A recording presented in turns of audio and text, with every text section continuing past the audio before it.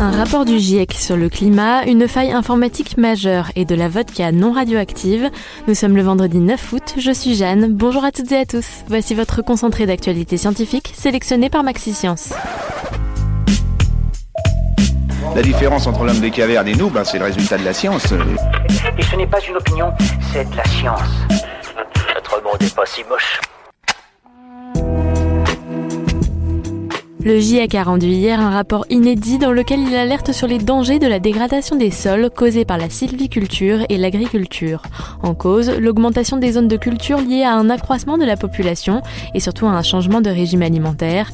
Depuis 1961, la consommation de viande et d'huile végétale a doublé alors que 30% de la nourriture serait perdue. Les chercheurs évoquent des pistes afin de gérer plus durablement les sols, comme miser sur l'éducation de la population sur de nouvelles formes d'alimentation et sur le développement des bioénergies.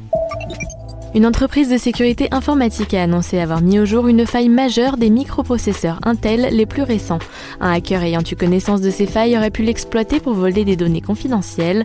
Heureusement, l'entreprise a informé à temps Intel, qui est le leader sur le marché. Des scientifiques américains viennent de mettre en évidence un lien surprenant entre la productivité au travail et le dysfonctionnement érectile.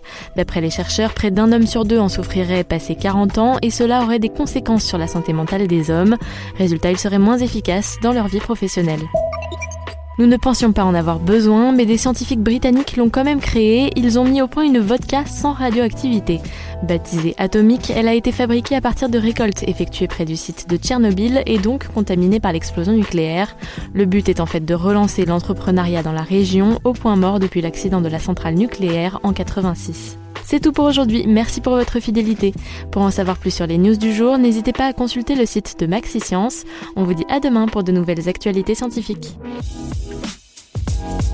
Voilà. Il ne reste plus qu'à vous remercier de votre attention. Au revoir.